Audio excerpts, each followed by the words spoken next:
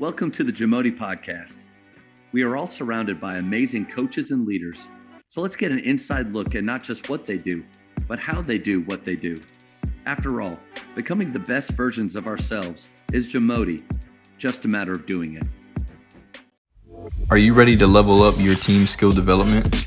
Well, Bology is here to support you in driving accountability and skill development. The Bology app is more than just tracking. It's a resource for enhancing skills, knowledge, and mindset across your program.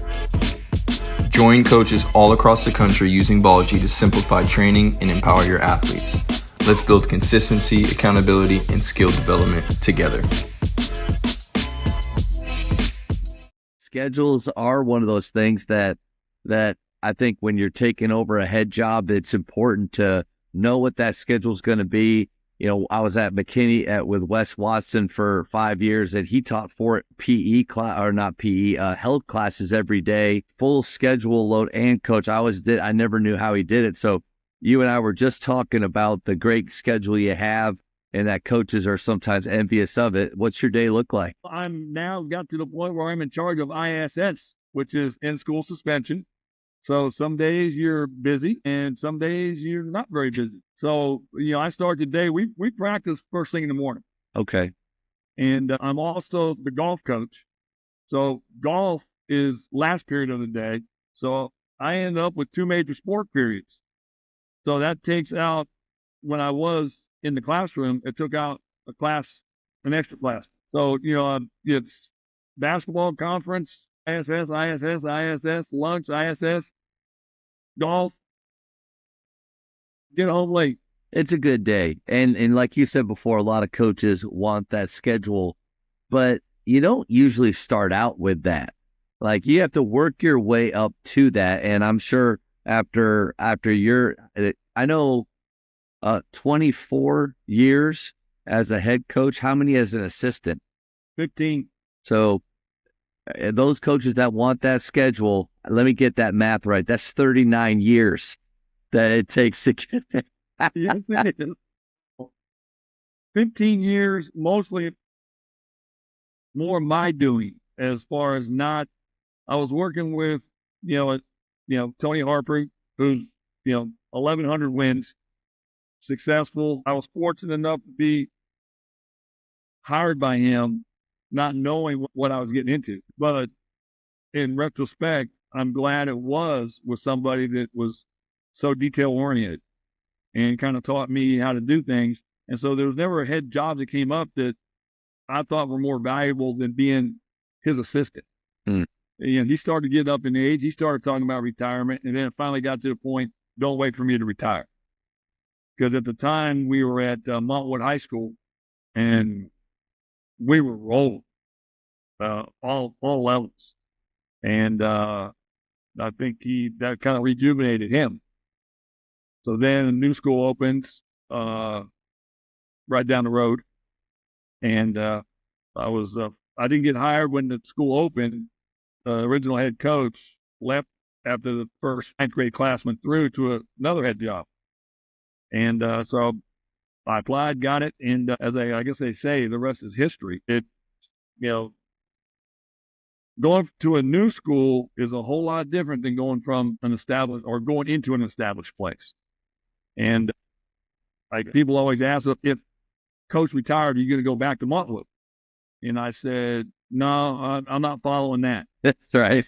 I'm trying to get my own path. And so here we are 24 years later, and a lot of good things have happened. So what do you think are some of those challenges of opening up a new school versus maybe taking over a program for somebody else, from someone else? I think if you're taking over a program from somebody else and you were part of that program, I think it's easier, but there's always going to be something in the back of your mind about putting your own personal stamp on it. Yeah. As the difficulty of going to a new school is the culture. It just takes a while. Yeah, there literally is no culture. Yeah. Yes. And, like for us, I can remember sitting in the office with Coach Harper before I got the job. And the job comes open. You're going to apply for it? Yes. Okay. well, let's handicap next year's district race. And so we would, every spring, we handicap next year's race, what we thought would happen, where we thought we were going to end up. And that spring, we had America's dead last in the district. And so the job comes up and he says, you're still gonna apply for that? I go, Coach, I applied for it the first time when it was brand new. There's no reason for me not to apply for it now, as 4 years later. So applied for it eventually and got it. There's a lot of things that go into it, but I think finally, after 15 years, I think I'm 40 years old. It's time to see if I can do it on my own. Yeah. So that was my mindset at the time. But I think there's a good nugget there for coaches that are still assistants, not to be too eager to leave and get out there, especially if you're in a situation, one, that is good and healthy, you feel valued, but also you're working for somebody that can really teach you a lot, and you still feel like, that you're moving forward and growing daily with them. Because I don't know how many people are so eager to get out and get going on their own thing that maybe they miss out on some opportunities for learning and growth that are still right in front of them. I couldn't agree more. This was the third job I applied for. I applied for it the first time. Another job came open. I applied for it in a different district. Pretty much knew going in I wasn't going to get it, but it allowed me to go through an interview process to try and get, a little bit better. And my whole thought was, if I didn't get the head jobs I applied for, I still had the best JV assistant's job in the area. And so that kind of helped me. Not that I wasn't disappointed when jobs didn't, go my way. Like, step up to the plate, you're going to hit home run first time up. Yeah. Doesn't always happen that way. Yeah. So because I was disappointed, but it just grow from it and move on. And, the man upstairs has a plan, and, just live with that. Yeah. But you're right, though. Going through that process is really important, I would imagine. And I haven't had that opportunity very often. Faith was the first one that I went for, and I don't really know. I tricked him, Coach, I think is what I did. No, it was a God thing, the way that it all worked out. And I don't know if I've ever shared that on here, maybe sometime go into it, but it was the way it worked out. But I think every time you go through that process, you learn more and more about yourself and because one thing I did have to do, and I'm sure you did too, is I had to get my philosophy down on paper, and I had to really have my stuff together. So it wasn't just here in my head or in notebooks or just what Coach Watson had done. Okay, if I'm going to take over Grapevine Faith, what does the program look like? What are our pillars? What do I believe in? And that right there is a process that I think every coach needs to go through. And Coach, it's been 11 years for me. Probably need to update that bad boy a little bit. I'm not saying I'm leaving, but, yeah. The benefit that I had when I took over the job is the gentleman that I took over the job from played for Coach Harper. So a lot of the things that we were already doing at Montwood were already in place.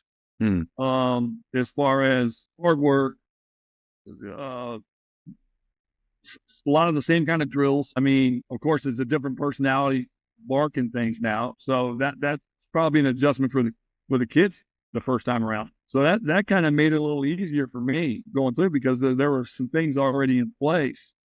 Now, they weren't without challenges, because I think I hate to say this, every good player is going to challenge the guy coming in. I just think he wants to know just what you think it's all about.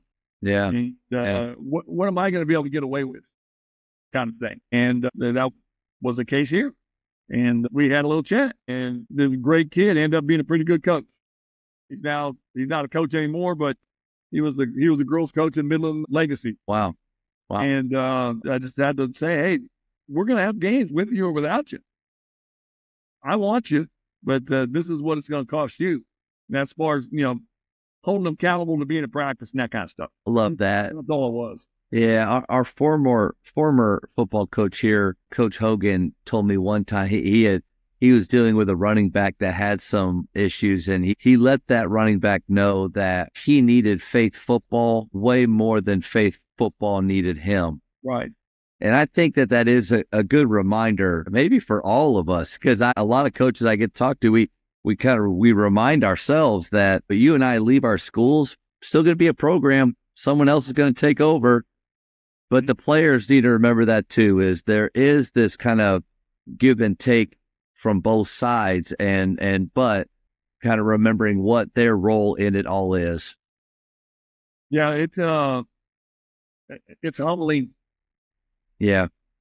Like for me, here I am 24 years in, and whenever I call it quits, they're hiring somebody, and they're gonna, I'm trying to set my staff up young so they can possibly take over. And who knows how admin is going to go about it. But you like to leave your mark, and you like to see part of you to remain because of the success we've had, understanding that new coach has to forge their own way also. And that's where that idea of legacy, I think it shifts for you at some point. Maybe when you're younger, it is about the amount of wins, the amount of district championships, the amount of the gold balls, whatever it is. And then I don't know about you, it shifted for me when that thought of, and it actually goes back to my high school coach, Tommy Thomas, at the Colony. In my opinion, one of the best coaches that Texas has ever had. But after a few years of him leaving the Colony, his name wasn't talked about that much anymore. In the basketball circles, new coaches come up that don't know Tommy Thomas. And so, but what did remain from him was the relationships with players, how he impacted us, and how him and I still talk. So you're right on the money. Like here's a challenge. He's got Tommy Thomas Gymnasium out at the Colony. So we'll fight for that for you when it's time. The gym at Monwood's named after Coach Harper. So everyone's saying that, all the young guys, coaches, pretty soon. And I said, that's not up to me, guys. Right. But your legacy will go way beyond that. Your legacy will be the relationships and how you impacted all those players in your time there. Well, that's the, like our JV coach now is,